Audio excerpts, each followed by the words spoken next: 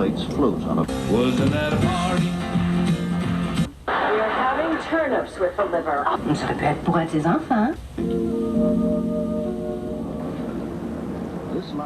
The TV programs that we get in Canada are a fairly good reflection of the ethnic makeup of this continent. A sizable proportion of our television is in French because over a quarter of all Canadians are of French descent. There's also some broadcasting in Italian and German and other minority languages, including those of some of the native peoples. But these are all exceptions to the rule that the basic medium of communication across North America as a whole is English, the language of the overwhelming majority of the European founders of this continent. We take this for granted, and yet when the French and the Dutch and the English first began to settle here in the early 1600s, they were all starting on a roughly equal footing. How did the English come to play such a dominant role in the early colonization of North America? There are a number of reasons why more people were to come to the North American continent from the British Isles than from any other part of Europe. But one of the most important initial reasons was this animal. Over the centuries, the selective breeding of the English sheep had caused it to evolve into one of the finest sources of wool to be found anywhere. By the end of the 1500s, the production of woolen textiles had become England's major industry. So much so that by now there were 3 times as many sheep in England as people, and they were quite literally driving men off the land. During the 15 and 1600s, tens of thousands of England's agricultural workers were evicted from their land to make way for sheep pasture and for more efficient and large-scale farming operations in general. Since this involved putting up fences and hedges to enclose parcels of farmland, it became known as enclosure. And it was this enclosure movement which was to create large numbers of displaced persons who would eventually find their way to the New World. But in combination with enclosure, there was another movement in the British Isles which was to force many Britons to seek a new life elsewhere. This was an offshoot of the Reformation, which had led to the establishment of the Church of England. Although this was supposedly a Protestant institution, it still kept up many of the elaborate rituals of Roman Catholicism. This was to provoke a sort of Reformation within the Reformation, as a substantial minority of people began to demand that the English Church be purified, its popish trappings removed. As time went on, some of the more radical of these purifiers, or Puritans as they were to be called, came into so much conflict with the authorities that they began to dream of setting up a Holy Land of their own in the New World. In 1620, about 150 of these pilgrims set sail from Plymouth in the west of England on a ship called the Mayflower. They were heading for somewhere in Virginia, parts of which had already been settled by English colonists, but they were blown off course and struck land several hundred kilometers further north at Cape Cod. They subsequently set up a little colony on the Massachusetts mainland at a place named after their port of origin, the Plymouth Plantation. This was the beginning of New England, which was to be peopled very rapidly by the Puritans, driven out of Old England by religious persecution. Already by 1640, only 20 years after the arrival of the Pilgrims, the population of New England had soared from the small group of 50 or so people who had survived the first winter in Massachusetts to nearly 20,000 colonists. While the settlement in Virginia, largely because of a thriving tobacco trade, now numbered about 8,000 people. This meant that the English, who had by this time been joined by Scottish and Irish immigrants, already far outnumbered their European rivals in North America. By the same date, the Dutch population of New Netherland in the Hudson River Valley totaled barely 1,000 people, while the population of New France, including Acadia, was only half that, a mere 500 settlers. Thus was established at a very early stage a pattern of English numerical dominance in North America, which has continued to this day, thanks to the combined effects of religious dissent and the enclosure movement. If economics and religion were the basic forces which had already driven many thousands of Britons to the New World by the 1640s, why didn't these forces have the same effect on the other early European colonizers of North America, the Dutch and the French? In the case of the Dutch, the answer is simple. During the 1600s, they were the most successful merchants in Europe, and their small population enjoyed a very high standard of living. So there was no economic incentive to emigrate to the Americas. Dutch society was also one of the most tolerant in Europe, so there was no need for religious dissenters to leave home. But what of France? There was plenty of religious conflict there, plus a very large, relatively impoverished population. So why wasn't there a flood of French immigrants to North America to rival that of the British? The key to why the population of New France grew so slowly for most of the 1600s is contained in this scene. France's main motive for coming to Canada was the fur trade. And the fur trade boiled down to catching as many fur-bearing animals as possible. This beaver trap involves placing the bait between two logs held apart by a small stick. When the beaver tugs at the bait, he'll knock over the stick, and the upper log will fall, pinning him to the ground. But the point is not the technique, rather, it is who is doing it. From the very beginning, the Europeans relied on the native peoples to do all their trapping for them.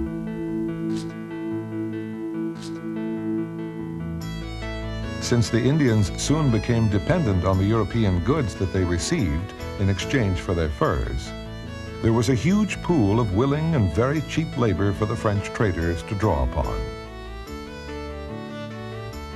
All the Frenchmen had to do was maintain a skeleton staff at their trading posts to exchange goods with the Indians as they brought in their pelts, which was a splendid arrangement, since the fewer the Europeans on the payroll, the higher the profits. But this created a real dilemma for the French rulers of the time, Henry IV, then Louis XIII. Both kings, in turn, would have liked to have built up a substantial colonial presence in Canada to protect their interests, initially from the Dutch, and then from the rapidly growing English colonies. But because of a variety of problems at home, the French monarchs of the first half of the 1600s never had money to spare for colonization. The only way out was to encourage French merchants to invest in Canada by granting them fur trading monopolies in exchange for a promise to settle as many colonists as possible. This was the case both for the fur trading company that Champlain worked for and for a number of other such enterprises that were granted monopolies in the early days of New France. But none of these outfits was ever able to live up to its promise to promote colonization because the very success of their fur trade business depended on keeping the number of Europeans here to a minimum. So if the economics of the English enclosure movement, as symbolized by sheep, drove thousands of Britons to North America, the economics of harvesting the Canadian beaver had exactly the opposite effect on the French. The other factor that led to the rapid growth of English North America, religious dissent, also had a reverse effect on France. Because although the religious dissidents in the two countries, the Puritans and the Huguenots, had quite a lot in common, both being rigorous Protestants, the majority faiths in their respective nations were quite different. In England, a relatively tolerant Protestantism. In France, a quite uncompromising Catholicism. This meant that while the English Puritans could make a new start by going to New England or Virginia, the equivalent refuge for the Huguenots, New France, was to be denied them. By the 1620s, the French government had decreed that only Catholics would be allowed to settle in Canada. So instead of going to New France, many Huguenots were to end up going to New England and Virginia, thereby swelling the ranks of the British colonies there even further. These are the basic religious and economic reasons why today, although French plays a very important role in Canada, in North America as a whole, it is swamped by English.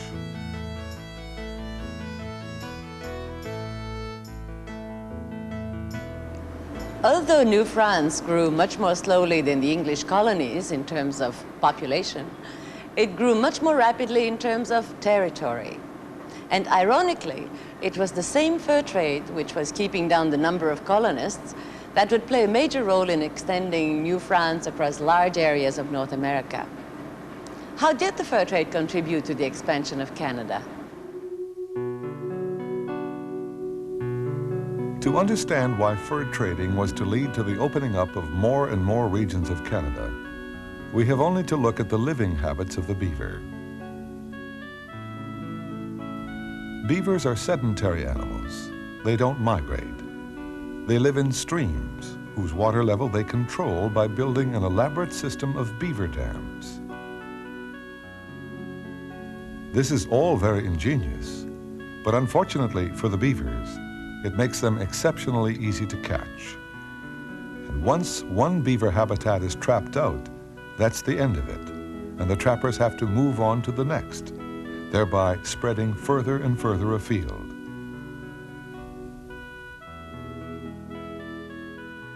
Already in the early 1600s, this was posing a problem for the French fur traders in the St. Lawrence Valley. They had to count on the native peoples to do all their fur gathering for them. But as this activity extended ever deeper into the interior of the continent, it became more and more difficult to keep control of such a far-flung enterprise.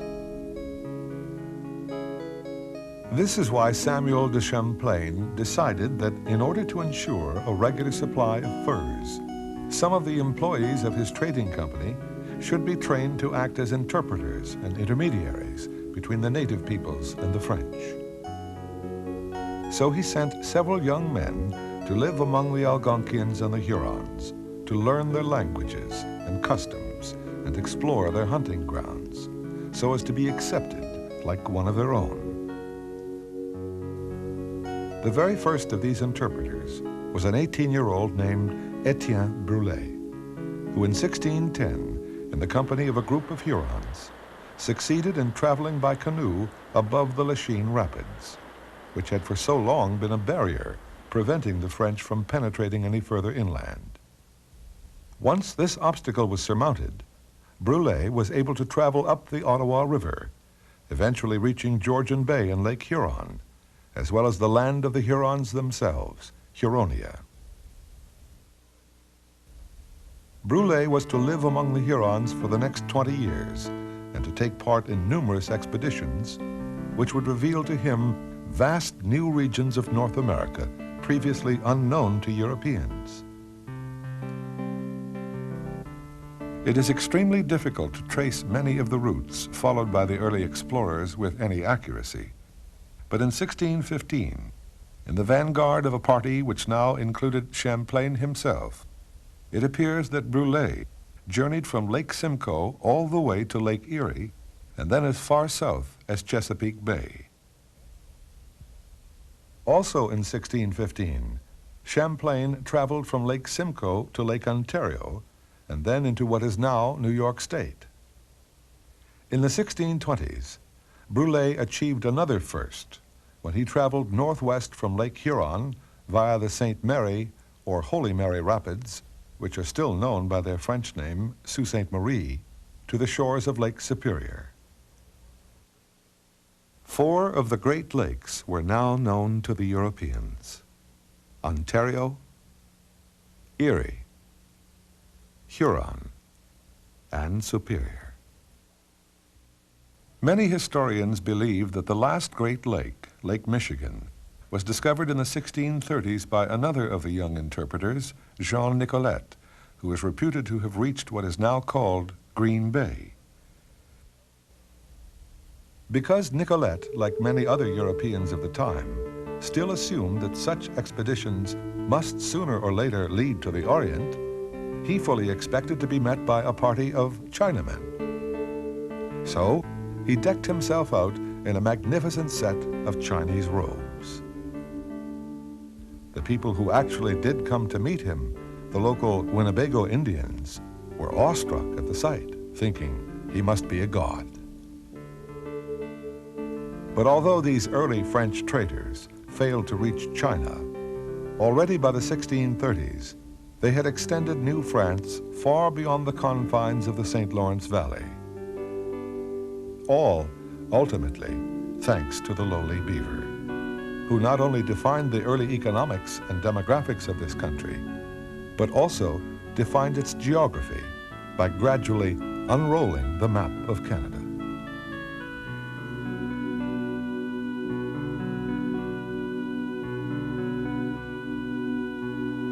If the French Canada of the 1630s was still a very small and delicate plant on the shores of the St. Lawrence, its tendrils were already spreading across southern Ontario and reaching out to all 5 of the Great Lakes. The fur trade played a double-edged role in this by minimizing the size of the population and yet maximizing the area it was spread over. The other main factor in the development of French Canada, Catholicism, also had contradictory results. By prohibiting the Huguenots from coming here, the Catholic Church had a negative effect on the growth of the colony, but in other ways, it was to play a very positive part in the evolution of New France. How did Catholicism contribute to the development of Canada in the early 1600s? This is a reconstruction of the first European community in the interior of North America. It was called Sainte Marie among the Hurons, literally Holy Mary among the Hurons, because for 10 years, from 1639 to 1649, it was the headquarters of a network of Jesuit missions, which spread all across Huronia and other parts of southern Ontario. It was priests like these who were to put down the first real roots of French culture in the New World. The driving force behind their missionary activity was the Counter-Reformation in France, which was gathering momentum just at the very moment Champlain and his merchant adventurers were setting up shop at Quebec. Hey, bonjour. Bonjour, mon père. On a beaucoup d'articles ici. The powerful reaction against Protestantism in France meant her interest in Canada was no longer limited to harvesting the furs of the native peoples. It now extended to harvesting their souls as well.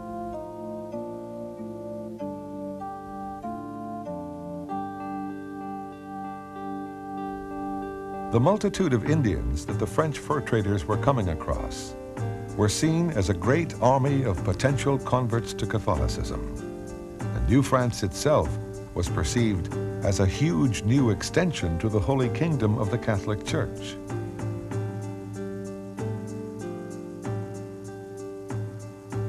In the 1620s, the very wealthy and dynamic Society of Jesus dispatched a small group of missionaries to Quebec. These Jesuit priests realized that it would be difficult to convert the local semi-nomadic Algonquian Indians because they never stayed in one place for very long.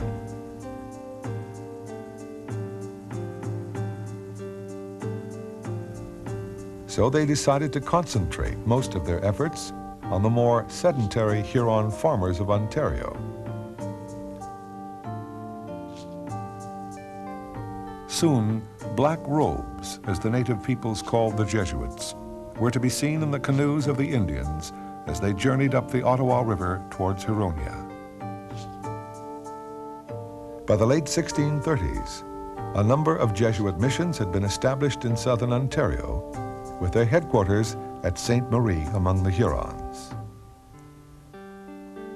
This was a microcosm of French civilization, complete with a chapel, a cemetery, a forge, workshops, and a small hospital.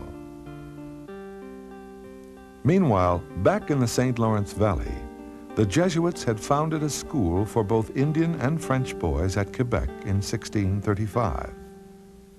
4 years later, a group of Ursuline nuns arrived to set up an equivalent convent school for girls.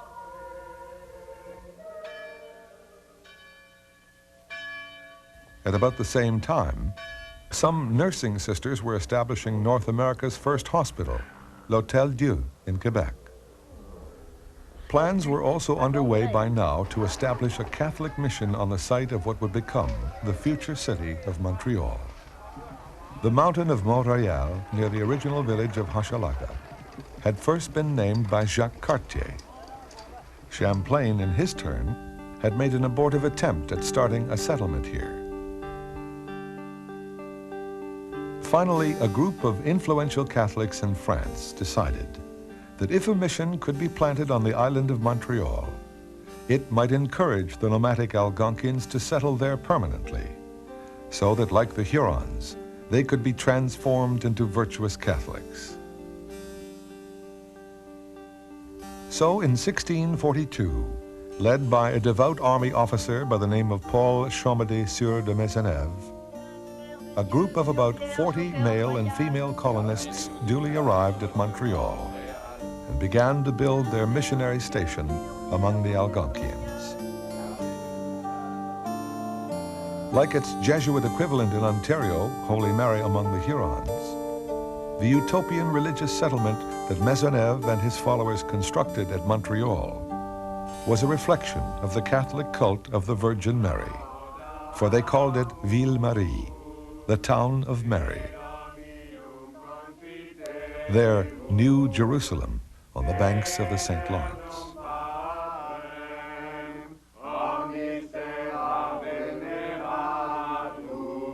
In the 1630s and 40s, the missions and hospitals and schools established in New France by the Catholic Church were much more elaborate than anything the handful of colonists could have set up on their own. But while this religious activity was going on, and while the fur trade was continuing to expand across North America, what was happening to the native peoples? After all, the combined populations of all the Europeans on this continent during this period paled into insignificance when compared with the great mass of humanity who were here before them. How were the native peoples affected by the development of the European colonies in North America? Ever since the Europeans began to arrive in the Americas in the 1490s, the native peoples had been devastated by the rapid spread of a whole range of deadly Old World diseases that the newcomers had brought with them. The original native population, which across the New World as a whole numbered somewhere between 50 and 80 million people, had been reduced by the beginning of the 1600s to about 10 million. The most dramatic loss of life occurred in the densely populated areas of Central and South America.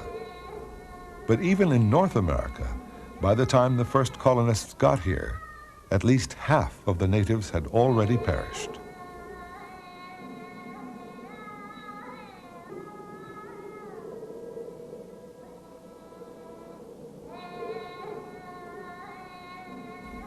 Most of the Indians on the coast of Massachusetts, for instance, had been wiped out before the arrival of the Puritans, just as the St. Lawrence Iroquoians had disappeared from the St. Lawrence Valley before the arrival of Champlain.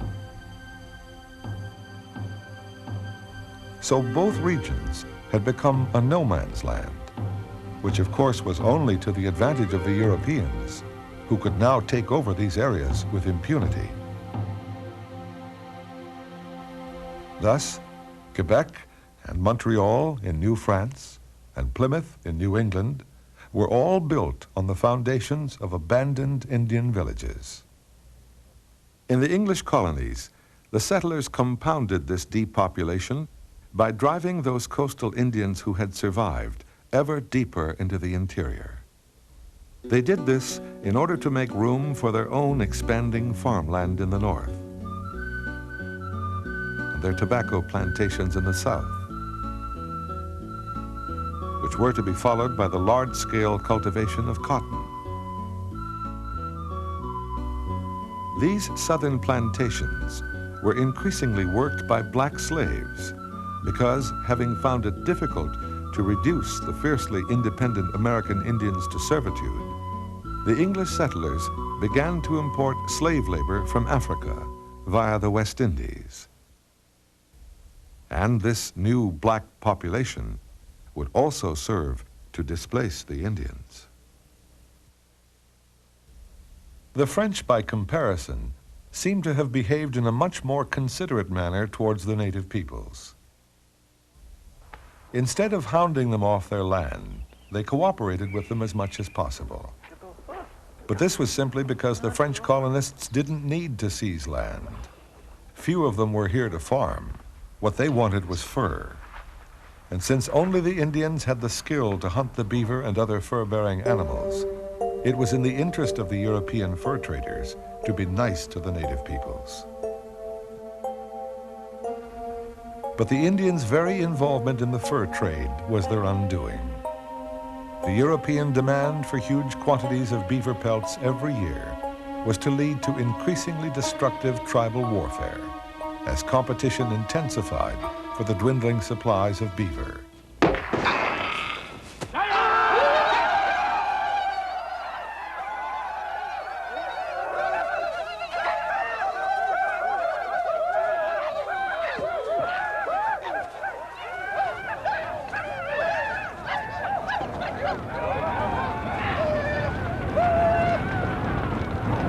This, in turn, was to force the native trappers ever further north and west in search of new hunting grounds.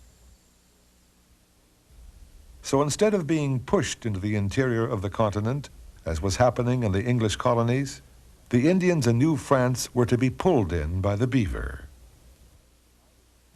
Either way, the result was the same. Those native peoples who escaped death by warfare or disease were ultimately to be destroyed by being dislodged from their homelands, either directly by the European colonists or indirectly by black slaves in the south and by beavers in the north.